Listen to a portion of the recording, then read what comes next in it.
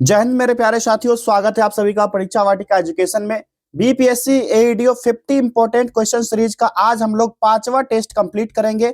4 test हो चुका है, प्लेलिस्ट भी बना दिया गया है, इसी यूट्यूब चैनल पर आप जाकर के देख सकते हैं। जिन विद्यार्थियों को इसका पीडीएफ चाहिए, परीक्षा वाटिका टेलीग्राम चैनल है, इस पर जाकर के आपको इसका पीडीएफ मिल जाएगा। परीक्षा वाटिका टेलीग्राम चैनल को ज्वाइन कीजिए, यहाँ इसका पीडीएफ आपको मिल जाएगा। अगर आप में से जो भी बच्चे पहली बार जुड़े हो, चैनल को सब्सक्राइब कर लीजिए और बेल आइकन को भी प्रेस कर लीजिए ताकि नए वीडियो टेस्ट सीरीज का नोटिफिकेशन सबसे पहले आपको मिल पाएगा। चलिए फटाफट सारे लोग सेशन को लाइक कर लीजिए, स्टार्ट करते हैं। पहला प्रश्न है हमारा, क्वेश्चन नंबर 1, गंगा के मैदान को निम्न में से किसके रूप में वर्णित किया गया है? सही जवाब हो जाएगा भू अभिनीति के रूप में हुआ है, जियोसिंक्लाइन के रूप में हुआ है। ठीक है, जो जियोसिंक्लाइन होता है ना, ये भू अभिनीति गर्त होता है और इसका निर्माण जो मुख्य रूप से हिमालय पर्वतमाला का जब निर्माण हुआ था, इसी प्रक्रिया के दौरान इसका भी निर्माण हुआ था। चलिए अगला है, मिलान करना है। एक तरफ पहाड़ियां दी गई है, दूसरे तरफ उससे संबंधित क्षेत्र दिए गए हैं। बताइए कार्डमम की पहाड़ियां कहाँ है? तो यहाँ पर कहा जा रहा है क्या कौन सा सही सुमेलित है, पहले इसको भी देख लेंगे कौन सा सही सुमेलित है, ये पूछा जा रहा है। अब इसमें से देख लेते हैं, कार्डमम पहाड़ियां कोरोमंडल तट, ये सही है? नहीं, ये जो है ना केरल के दक्षिण पूर्व और तमिलनाडु के दक्षिण पश्चिम भाग के बीच में स्थित है। जो कोरोमंडल तट है ना, भारत के दक्षिण पूर्वी तट रेखा के समान दिया गया है, तो ये वाला यहाँ पर गलत हो जाएगा। दूसरा क्या है, महादेव पहाड़ियां, ये वाला सही दिया गया है। महादेव पहाड़ियां जो मध्य भारत का पार्ट है, और कैमूर पहाड़ियां जो है ना मध्य प्रदेश के बिहार तक विस्तृत है, जबकि कोंकण तट में दक्षिण पश्चिम तट पर महाराष्ट्र हो गया, गोवा, इसी को रेखांकित किया गया है। ठीक है, तो यहाँ पर सही हो गया। और अगला है मिकिर पहाड़ियां, जो पूर्वोत्तर असम वाला पार्ट जो है, कहां पर? असम वाला पार्ट, असम में स्थित है मिकिर पहाड़ियां। तो दूसरा और तीसरा यहाँ पर सही हो जाएगा, विकल्प बी राइट आंसर है। अगला देखिए, भरमौर जनजातीय क्षेत्र निम्न में से किस राज्य में स्थित है? ये हिमाचल प्रदेश का है, विकल्प बी राइट आंसर होगा। भरमौर जनजाति हिमाचल प्रदेश का है। और भी कई सारी जनजातियां हैं, उसके बारे में आप लोग देखते रहिएगा। जैसे कि यहाँ पर सिक्किम दिया गया, सिक्किम में लेप्चा जनजाति जो है बहुत फेमस है। क्या? लेप्चा जनजाति, जो कि सिक्किम की है। और एक है भूटिया, लेप्चा और भूटिया, ये सिक्किम का हो जाएगा। अगर बात करें उत्तराखंड का, तो उत्तराखंड में एक जनजाति है राजी, राजी, ये राजी जनजाति बहुत फेमस है। झारखंड में बहुत सारी जनजातियां हैं, खास करके यहाँ पर जो जनजाति है संथाल, हिस्ट्री में पढ़ते होगा आप लोग संथाल विद्रोह के बारे में। और एक जनजाति है बिरहोर, कौन सा? बिरहोर। ये सारे, इन सारे राज्यों को, जो भी जनजातियां था इन सारे राज्यों से, उसको मैंने यहाँ पर नोट कर दिया। जितने भी राज्य हैं, उन सारे राज्यों का जनजातियां जितने भी हैं, सबको देख लीजिएगा एक एक स्टेट बाय स्टेट। अगला है, निम्नलिखित कथनों में से कौन सा सही नहीं है? नहीं को कोड कीजिए, बताइए इसका राइट आंसर क्या होगा? विकल्प सी, कावेरी नदी का उद्गम आंध्र प्रदेश से होता है, ये वाला स्टेटमेंट गलत दिया गया है। कावेरी जो कि भारत के हिस्टोरिकल रिवर में जाना जाता है, हिंदू धर्म में इसको पवित्र भी माना जाता है। ये ना कर्नाटक का जो पश्चिमी घाट श्रेणी है, ब्रह्मगिरी पहाड़ी, वहां से निकलता है। ठीक है, ये कर्नाटका का है, कर्नाटका का ब्रह्मगिरी पहाड़ी। ठीक है, ब्रह्मगिरी पहाड़ी से निकलता है। अगला देखिए, क्वेश्चन नंबर 5, भारत में निम्न में से किस क्षेत्र में मृदा अपरदन की समस्या गंभीर है? इसका सही जवाब हो जाएगा विकल्प सी, शिवालिक पहाड़ी के पाद क्षेत्र से, विकल्प सी इसका राइट आंसर हो जाएगा। और यहाँ ना अपरदन की गंभीर समस्या है। अपरदन से प्रभावित क्षेत्र कई सारे हैं, जैसे चंबल यमुना का नदी उत्खात क्षेत्र हो जाएगा, पश्चिमी हिमालय का गिरिपादीय क्षेत्र, फिर आ जाएगा इधर आओगे इस साइड में तो छोटा नागपुर का पठार, ताप्ती, साबरमती, फिर इधर महाराष्ट्र में एंट्री करोगे, वेस्ट इंडिया में तो महाराष्ट्र का जो काली मिट्टी क्षेत्र है। फिर ऊपर चले जाओ तो वेस्टर्न से ऊपर जाते हैं, राजस्थान का क्षेत्र हो गया, गुजरात का हो गया, और हरियाणा, यहाँ का ना शुष्क क्षेत्र पाया जाता है। तो इन सारे जगह ना मृदा अपरदन की समस्या कुछ ज्यादा ही गंभीर है। अगला देखिए, निम्नलिखित में से कौन 2024-25 में भारत के बृहत्तम चीनी उत्पादन करने वाले राज्य में सही अवरोही क्रम में, घटते क्रम में पूछा जा रहा है? तो सबसे पहले तो भैया यूपी होगा, महाराष्ट्र, कर्नाटक, विकल्प सी। ये क्वेश्चन एक बार और आया है। चलिए आगे देखिए, मिलान करना है, उसके बाद कूट की सहायता से सही उत्तर चुनना है। एक तरफ दिया गया है, क्या दिया गया है सूची 1 में? खनन क्षेत्र, दूसरा सूची 2 में खनिज संपदा दिया गया है। इसको मिलान करते हैं, उसके बाद देख लेंगे कौन सा क्या सही है। ठीक है, तो क्या है? कालाहांडी, ये बॉक्साइट का है क्षेत्र। जावर, ये जस्ता और सीसा का हो जाएगा खनन क्षेत्र। कोलार पता है सभी को, सोना का क्षेत्र है, और मोसाबनी जो है ये तांबा का क्षेत्र है। कोलार क्षेत्र पर ना एक मूवी आया था KGF, कोलार गोल्ड फील्ड, ठीक है, KGF मूवी देखे होंगे आप लोग, यश राज की मूवी है। तो यहाँ पर ना सोना ज्यादा पाया जाता है, मूवी में दिखाया भी गया है। चलिए आगे बढ़ते हैं, इसका ना पहले देख लेते हैं कौन सा कूट होगा। क्या होगा 3, 4, 1 एंड 2। कूट में देखते हैं 3, 4, 1 एंड 2 कौन सा है। 3, 4, 1 and 2, option C is the right answer. चलिए अगला प्रश्न है, कौन सा युग्म सुमेलित नहीं है। एक तरफ दिया गया है कागज उद्योग, दूसरे तरफ उससे संबंधित राज्य दिए गए। देख लेते हैं, कूट दिया गया है, नहीं कूट नहीं दिया गया, इसमें से ही बताना है कौन सा सुमेलित नहीं है। इसमें तो एक चीज क्लियर हो जाएगा, 4 ऑप्शन है, एक ही गलत होगा कोई, तो वो राइट आंसर हो जाएगा अमलाई छत्तीसगढ़। ठीक है, अमलाई छत्तीसगढ़ पहला ही यहाँ पर गलत दिया गया है, क्योंकि ये छत्तीसगढ़ में नहीं है, ये मध्य प्रदेश में है अमलाई। बाकी बल्लालपुर है महाराष्ट्र में, ब्रजराज नगर ओडिशा, और राज समुद्री जो हो जाएगा राजमुंद्री आंध्र प्रदेश का हो जाएगा। ये सब ना कागज उद्योग उससे संबंधित राज्य दिए गए हैं। चलिए अगला देखिए, निम्न विकल्पों में से कौन सा सही सुमेलित नहीं है। फिर सेम इट एज क्वेश्चन है, एक तरफ जल विद्युत परियोजना दिया गया है, दूसरा राज्य दिया गया है, इसमें से एक गलत होगा जो कि है शिवसमुद्रम केरल, विकल्प भी हो जाएगा। ये ना कर्नाटक में है, ठीक है, कहाँ, कर्नाटका, ठीक। बाकी सही दिए गए हैं, गांधी सागर मध्य प्रदेश, नागार्जुन सागर आंध्र प्रदेश, जवाहर सागर राजस्थान। अगला क्वेश्चन देखिए, निम्न में से कौन महाद्वीपों का क्षेत्रफल का सही क्रम प्रस्तुत करता है। इसमें से राइट आंसर हो जाएगा, पहला तो एशिया हो जाएगा, फिर उससे छोटा हो जाएगा अफ्रीका, फिर नॉर्थ अमेरिका और यूरोप, विकल्प डी हो जाएगा, आसान सा जवाब है। डेटम रेखा क्या है। क्वेश्चन नंबर 11 देखिए, डेटम रेखा के बारे में बोला जा रहा है। यह समुद्र तल की क्षैतिज रेखा जिससे ऊंचाई और गहराई की माप होती है। निम्नलिखित में से कौन सा एक युग्म सही सुमेलित है। ठीक है, तो ये हो जाएगा टोनकिन की खाड़ी जो है ये वियतनाम में है, पहला ही विकल्प राइट आंसर हो जाएगा। और यहाँ पर जितने भी दिए गए हैं ये सारे 3 गलत दिए गए हैं। क्यों गलत दिए गए हैं ये जान लेते हैं। ठीक है, जो बोथनिया की खाड़ी है ना, ये स्वीडन और फिनलैंड के बीच है। कहां पर, स्वीडन और फिनलैंड के बीच का क्षेत्र है।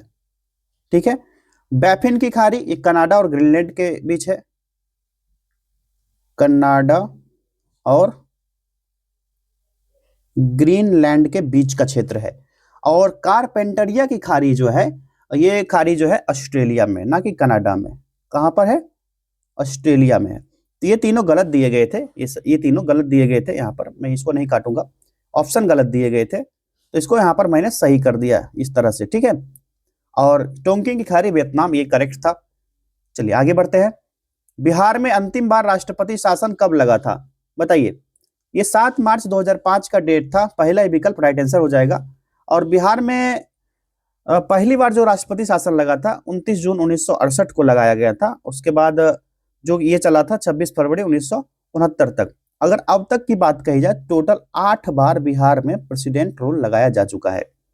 अगला देखिए, संविधान पांडुलेखन समिति का निम्न में से कौन सदस्य नहीं था। सही जवाब हो जाएगा जवाहरलाल नेहरू, विकल्प ए राइट आंसर हो जाएगा। ठीक है, ये ना प्रारूप समिति, जो पांडुलेखन समिति का सदस्य, इनमें से ये तीनों थे।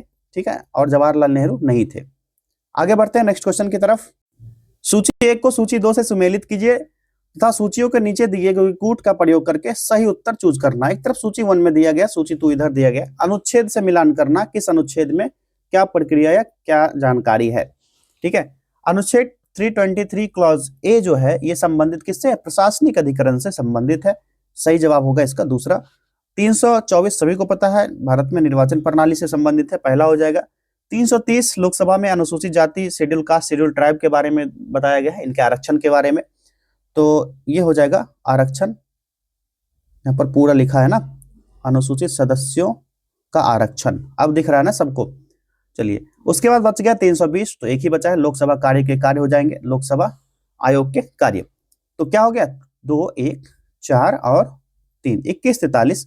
2143 देख लेते हैं कौन सा होगा, विकल्प सी सही जवाब हो गया। चलिए, इंग्लिश मीडियम वाले आप लोग का भी क्वेश्चन यहाँ शो हो रहा होगा।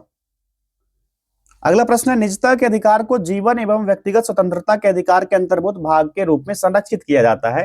भारत के संविधान में निम्न में से किससे उपयुक्त कथन सही एवं समुचित ढंग से अर्थित होता है। इसमें से कौन सा सही है, साफ साफ शब्दों में ये कहा जा रहा है, ये हो जाएगा इसका राइट आंसर क्या हो जाएगा बताइए। क्वेश्चन नंबर 16 हो जाएगा, अनुच्छेद 21 और भाग 3 में गारंटी की कई स्वतंत्रताएं दी गई है। 24 अगस्त 2017 का डेट आप लोग को याद होगा, 24 अगस्त 2017 सुप्रीम कोर्ट ने, यहाँ की सुप्रीम कोर्ट की 9 सदस्य की टीम थी जिसने निजता के अधिकार को मौलिक अधिकार का दर्जा दे दिया था। इसमें कहा था कि निजता का अधिकार जीवन और व्यक्तिगत स्वतंत्रता के आधार के अंतर्गत अंतर्भूत भाग के रूप में संरक्षित होगा। इसमें जो आर्टिकल 21 में आप पढ़ते हो क्या क्या होता है, अच्छे पर्यावरण हो और शीघ्र विचारण का अधिकार हो गया, विधिक सहायता, एकांत कारावास के विरुद्ध अधिकार और पैर में डंडा वेद डालने के विरुद्ध अधिकार हो गया, फांसी में विलंब के विरुद्ध अधिकार आपके पास है, अभिरक्षा में हिंसा के विरुद्ध अधिकार दिया गया है, जो पानी पीते हैं उसमें शुद्ध जल का भी अधिकार आपको दिया गया है इस आर्टिकल 21 के तहत, अच्छे सड़कों का अधिकार दिया गया, प्रतिष्ठा का अधिकार और एक चिकित्सक द्वारा घायल को चिकित्सकीय सहायता पहुंचाने का भी अधिकार, ये भी आर्टिकल 21 में आता है। फिर कार्यस्थल पर महिलाओं के लैंगिक उत्पीड़न के विरुद्ध अधिकार है। प्राण दैहिक स्वतंत्रता में नींद का भी अधिकार दिया गया था, रामदेव बाबा वाला मैटर आप लोग को पता होगा। चलिए आगे देखते हैं अब कौन सा क्वेश्चन होगा भाई। 17, किस वर्ष भारत के संविधान में यह अंतर स्थापित किया गया कि राज्य आर्थिक एवं अन्य नियोग्यताओं के कारण किसी नागरिक को निःशुल्क विधिक सहायता सुनिश्चित करेगा? इसका सही जवाब हो जाएगा विकल्प डी, 1976 42वां संविधान संशोधन, याद होगा, कॉन्स्टिट्यूशनल अमेंडमेंट एक्ट 1976। आगे देखिए, राष्ट्रपति की चुनाव प्रक्रिया के संबंध में क्या सही नहीं है, बताइए इसमें से कौन सा स्टेटमेंट गलत होगा, ये पूछा जा रहा है। तो विधायकों के वोटों का मूल्य अलग अलग राज्यों की जनसंख्या के आधार पर तय किया जाता है और 1971 की जनगणना के आंकड़ों पर आधारित है। 2026 में अब जनगणना होगा तब 1971 वाला मामला खत्म होगा, अभी 1971 का ही चल रहा है। तो ये वाला तो यहाँ पर मैटर क्लियर हो गया, पहला स्टेटमेंट सही दिया गया है। दूसरा है, किसी उम्मीदवार को नामांकन दाखिल करने के लिए 50 प्रस्तावक और 50 समर्थक की हस्ताक्षरित सूची जमा करनी होती है, सही है ये भी। राष्ट्रपति के चुनाव की प्रक्रिया का प्रावधान भारतीय संविधान के अनुच्छेद 55 में निहित है, ये भी सही दिया गया। यहाँ पर पूछा जा रहा है क्या सही नहीं है, सारे के सारे सही दिए गए, उपयुक्त में से कोई नहीं, सारे के सारे करेक्ट है। यहाँ पर इनकरेक्ट पूछा जा रहा था तो यहाँ पर कोई भी नहीं होगा इनकरेक्ट। चलिए आगे देखिए, लोकसभा के उपाध्यक्ष के संदर्भ में निम्नलिखित कथनों पर विचार कीजिए, उसके बाद कूट की सहायता से बोला जा रहा है कौन सा या सही है। चलिए स्टेटमेंट के हिसाब से देख लेते हैं, स्टेटमेंट पढ़ते जाएंगे और देखते जाएंगे। पहला स्टेटमेंट क्या है, लोकसभा के कार्य पद्धति और कार्य संचालन नियमों के अनुसार उपाध्यक्ष का निर्वाचन उस तारीख को होगा जो अध्यक्ष नियत करे। ये स्टेटमेंट सही है, बिल्कुल सही दिया गया है, ठीक है। और महासचिव न प्रत्येक सदस्य को उस स्थिति के लिए सूचना भी भेजता है। अगला देखिए, यह आज्ञापक उपबंध है जो कि लोकसभा के उपाध्यक्ष के रूप में किसी प्रतियोगी का निर्वाचन या तो विपक्षी दल से या शासक दल से होगा। ये स्टेटमेंट गलत दिया गया है, ठीक है। जो संविधान का आर्टिकल 93 है, इसके अकॉर्डिंग लोकसभा यथाशीघ्र अपने 2 सदस्य यानी कि अपना अध्यक्ष और उपाध्यक्ष चुनता है, और जब जब अध्यक्ष उपाध्यक्ष का पद खाली होगा तब तब लोकसभा किसी अन्य सदस्य को, जैसी स्थिति होगी अध्यक्ष या उपाध्यक्ष, उसको चुन लेगा। यानी कि लोकसभा के निर्वाचित सदस्य द्वारा अपने में से किसी एक सदस्य को ही अध्यक्ष या एक अन्य सदस्य को उपाध्यक्ष निर्वाचित किया जाता है। उसको मुख्य विपक्षी दल या शासक दल का होना आवश्यक नहीं है, ऐसा कोई निर्धारित नहीं है, लेकिन सामान्य वर्तमान परंपरा जो है इसके अकॉर्डिंग लोकसभा का अध्यक्ष शासक दल या गठबंधन से होता है और उपाध्यक्ष जो होता है मुख्य विपक्षी दल से चुना जाता है। ऐसा कि ये ना माना जाता है, परंपरा चल रहा है, ऐसा कोई कानून नहीं है। जो 17वीं लोकसभा हुआ ना, 17वीं लोकसभा में उपाध्यक्ष का पद रिक्त रहा है और 18वीं लोकसभा 2025 में उपाध्यक्ष का पद भी अभी क्या है, ब्लैंक है, खाली है, रिक्त है। तो ये वाला स्टेटमेंट तो गलत हो गया, क्योंकि यहाँ पर कहा जा रहा है प्रतियोगी का निर्वाचन या तो मुख्य विपक्षी दल से होगा या शासक दल से होगा, ऐसा कुछ नहीं होता है, ये माना जाता है, परंपरा चलती आ रहा है। तीसरा स्टेटमेंट देखिए, सदस्य की बैठक अध्यक्षता करते समय उपाध्यक्ष की शक्ति वैसी ही होती है जैसी कि अध्यक्ष की, और उसके विनिर्णयों के विरुद्ध कोई अपील नहीं हो सकती है। आर्टिकल 95 क्लॉज 1 याद होगा आपको, जिसमें अध्यक्ष का पद रिक्त होगा तो किसी बैठक में अनुपस्थित होगा तो क्या होगा, उपाध्यक्ष सदन की अध्यक्षता करेगा। इस समय उसे अध्यक्ष के समान शक्तियां भी मिलेगी और उसके निर्णय के विरुद्ध कोई अपील नहीं हो सकता है। ये स्टेटमेंट यहाँ पर बिल्कुल सही दिया गया। तो पहला और तीसरा स्टेटमेंट हमारा सही होता है, राइट आंसर हो जाएगा विकल्प पे 1 और 3 यहाँ पर सही जवाब है। चलिए आगे देखते हैं, क्वेश्चन नंबर 20 देखिए, निम्नलिखित में से किनको लोकसभा और राज्यसभा दोनों के निर्वाचन में मतदान का अधिकार है?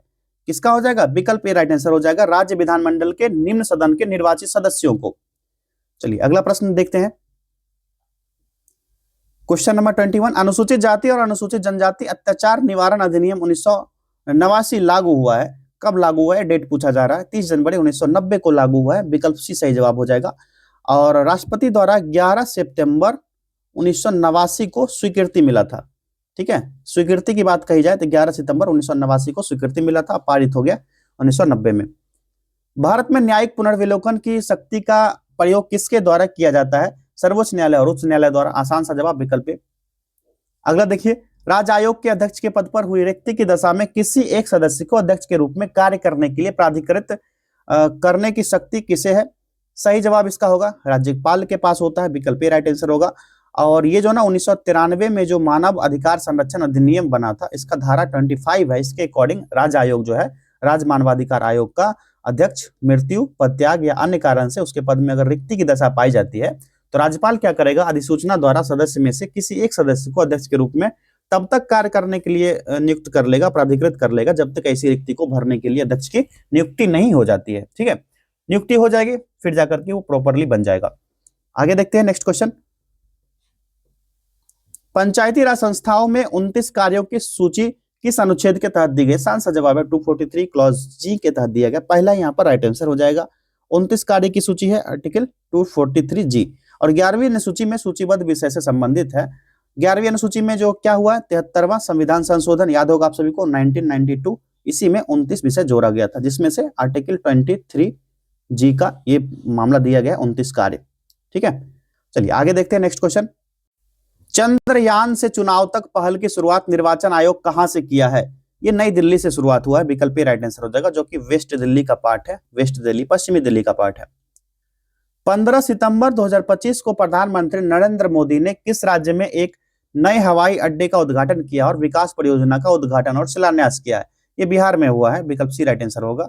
और बिहार के पूर्णिया हवाई अड्डा, पूर्णिया जिला है, यहीं पर इसी हवाई अड्डा का उद्घाटन किया था मोदी जी ने। अगला देखिए, राष्ट्रीय सिविल सेवा परीक्षा के मुख्य परीक्षा के योग्य उम्मीदवार को 1 लाख रुपए की आर्थिक सहायता प्रदान करने हेतु किस पोर्टल का शुभारंभ किया गया है। इस पोर्टल का क्या नाम है ये बताना है आपको। सही जवाब होगा निर्माण पोर्टल, विकल्प सी राइट आंसर होगा। और 1 लाख रुपए दिया जाएगा। इसके जारीकर्ता केंद्रीय कोयला और खनन मंत्री जी किशन रेड्डी हैं, उनका नाम है जी किशन रेड्डी। इन्होंने ही इसका उद्घाटन या जो भी कही शुभारंभ किया था। निर्माण का क्या फुल फॉर्म होता है ये बताना आपको। तो होता है noble initiative for rewarding mains aspirant for national civil service examination. लिख लेना, फिर से मैं बता देता हूं, नोबल, ठीक है, वर्ड बाय वर्ड बताऊं। एन से हो गया नोबल, आई से हो गया इनिशिएटिव फॉर, आर से हो गया रिवार्डिंग, एम से हो गया mains aspirants of national civil service examination. ये पूरे निर्माण का फुल फॉर्म हो गया, विकल्प सी राइट आंसर होगा। चलिए अगला देखिए, मिशन चंद्रयान 5 के लिए किन दो देश के बीच समझौता हुआ है। ये भारत और जापान का है। जापान भारत का मित्र राष्ट्र भी एक तरह से कह सकते हो, ऐसा कोई संवैधानिक ऐसा नहीं है मित्र राष्ट्र, कहने को ऐसा मतलब मित्र राष्ट्र है, दोनों एक दूसरे के सहयोगी हैं। चलिए आगे देखिए, बिहार विधानसभा चुनाव 2025 में मतदाताओं को जागरूक करने के उद्देश्य से किसे शुभंकर चुना गया है। सही जवाब होगा चिरैया को चुना गया, विकल्प बी राइट आंसर होगा। जिसमें 23 अक्टूबर 2025 को बिहार के मुख्य निर्वाचन पदाधिकारी, उनका नाम है विनोद सिंह गुंजियाल, VSG लिखिए, विनोद सिंह गुंजियाल। इन्होंने निर्वाचन विभाग में कार्यक्रम को आयोजित किया और औपचारिक अनावरण भी किया था। बिहार में कुल विधानसभा सीटों की संख्या कितनी है, 243, ये ध्यान रखना है। भारत सरकार द्वारा सभी गांवों में ऑप्टिकल फाइबर बिछाने का लक्ष्य रखा है।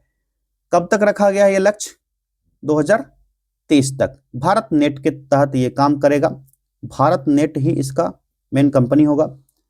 चलिए अगला देखिए, बिहार विधानसभा चुनाव 2025 के बारे में सूची 1 को सूची 2 से सुमेलित कीजिए और सूचियों के नीचे दिए कूट का प्रयोग कर सही उत्तर चुनिए। जो बच्चे दरोगा का एग्जाम नहीं दिए हैं उनको ना ऐसा क्वेश्चन अभी दोनों शिफ्ट में नहीं पूछा गया बिहार विधानसभा चुनाव को लेकर के, तो थोड़ा तैयार रहिएगा। और एडीओ में बिहार विधानसभा चुनाव से ठीक ठाक क्वेश्चन पूछा जाएगा। पंचायती राज मामला से भी क्वेश्चन पूछा जाएगा, क्योंकि पंचायत का चुनाव है, इसी साल होना है। ठीक है, तो सूची 1 सूची 2 से मिलान करना है। भारतीय जनता पार्टी, इसमें क्या पूछा जा रहा है, मिलान करना है विधानसभा सीटों की संख्या के बारे में। भारतीय जनता पार्टी को कितना सीट मिला है तो बताइए, 89 89 था ना। जेडीयू को 85 मिला था। हिंदुस्तान आवाम मोर्चा हम पार्टी को कितना मिला, 5 सीट मिला था, ठीक है। और आरजेडी को मिला था 25 सीट, 4, 1, 3 और 2, ठीक। 41-32 हो गया, विकल्प बी राइट आंसर हो गया। चलिए आगे देखिए। जलवायु परिवर्तन के कारण विश्व की पहली नियोजित पलायन योजना के तहत अपनी जनसंख्या के दौरान कौन सा देश स्थानांतरित कर रहा है? राइट आंसर होगा तुवालू। चलिए अब करंट के क्वेश्चन आएंगे। स्वावलंबी महिला उद्यमिता कार्यक्रम किस मंत्रालय द्वारा शुरू किया गया है? इस प्रश्न का सही जवाब हो जाएगा विकल्प बी कौशल विकास और उद्यमिता मंत्रालय नीति आयोग के द्वारा स्टार्ट किया गया है। संयुक्त राष्ट्र जनसंख्या पुरस्कार 2025 से किसे सम्मानित किया गया है? राइट आंसर होगा वर्षा देशपांडे को मिला है यह अवार्ड। चलिए बजट 2025-26 के तहत प्रधानमंत्री किसान सम्मान निधि योजना के लिए खर्च कितना है? पीएम किसान योजना के लिए टोटल खर्च जो है 63,500 करोड़ है। विकल्प सी सही जवाब हो गया। A treatise for the remarkable Rohit नामक पुस्तक पुस्तक के लेखक कौन है? इसका राइटर पूछा जा रहा है। इसका राइटर कौन है बताइए? तो आर कौशिक है। आर कौशिक ने लिखा है। हाल ही में किस राज्य में घरचोला हस्तशिल्प को जीआई टैग मिला है? घरचोला वाला ना पूछा जाएगा, गुजरात को मिला है। असत्य कथन का चयन करें और कूट की सहायता से सही उत्तर देना है। यहाँ पर 3 कथन दिया गया, तीनों में से कौन सा असत्य है बताइए। पहला देखिए, देखते हैं। प्रधानमंत्री कार्यालय का नाम परिवर्तित करके सेवा तीर्थ कर दिया गया, सही दिया गया। दूसरा, राजभवन का नाम परिवर्तित करके कर्तव्य भवन कर दिया गया, ये सही दिया गया है बताइए। राजभवन का जो चेंज हुआ है नाम, इसको बदल कर क्या किया गया है? तो लोक भवन किया गया था ना, कर्तव्य भवन नहीं होगा, लोक भवन। ये वाला गलत हो गया। तीसरा क्या है? केंद्रीय सचिवालय का नाम परिवर्तित करके लोक भवन कर दिया गया है, उल्टा दिया गया है। इसका नाम ना कर्तव्य भवन किया गया है। क्या? कर्तव्य भवन। दोनों के दोनों गलत हो गए। तो पहला सही था, 2 गलत था। सही उत्तर चूज करना है तो क्या हो जाएगा इसमें से बताइए। क्या पूछा जा रहा भाई?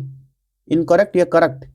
असत्य कथन का ना, असत्य कथन का दूसरा और तीसरा होगा, ठीक है। दूसरा और तीसरा इनकरेक्ट दिया गया है। बिहार के चौथे कृषि रोड मैप की अवधि क्या है बताइए? क्या होगा? 2023 से 28 तक का रखा गया टारगेट, बी हो गया सही जवाब।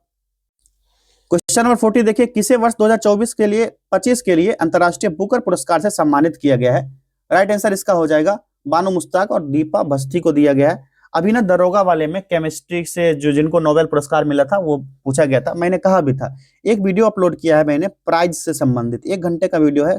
कौन से क्षेत्र में किसको प्राइज मिला, चाहे फिल्मी दुनिया हो, क्रिकेट की दुनिया हो, या फिर नोबेल पुरस्कार हो, या फिर बुकर पुरस्कार, जो भी हो, सारा वहां पर कवर किया गया। 1 घंटे का वीडियो जरूर देखिएगा उसको जाकर के, हर एक एग्जाम में काम आएगा। खास करके 2026 में जितने भी एग्जाम हो, चाहे रेलवे हो, बीपीएससी हो, यूपीएससी वाला एग्जाम हो, कोई भी एग्जाम हो, वहां से क्वेश्चन आएगा। अगला देखिए। भारत के डैश मुख्य न्यायाधीश सूर्यकांत बने हैं। सूर्यकांत जो बने हैं न्यायाधीश, ये 53वें न्यायाधीश बने हैं, न्यायमूर्ति सूर्यकांत। विकल्प डी राइट आंसर हो जाएगा। 24 नवंबर को कार्यभार संभाला, 24 नवंबर 2025 से, ठीक है। और इनका कार्यकाल जो रहेगा 9 फरवरी 2027 तक, यानी कि इस साल आपको सोचना नहीं है मुख्य न्यायाधीश कौन है, फरवरी 2027 तक, अभी 1 साल का समय है। अगला देखिए। खेलो इंडिया यूथ गेम्स 2025 में बिहार अंक तालिका में किस स्थान पर है? इसका राइट आंसर हो जाएगा 15वें स्थान पर है।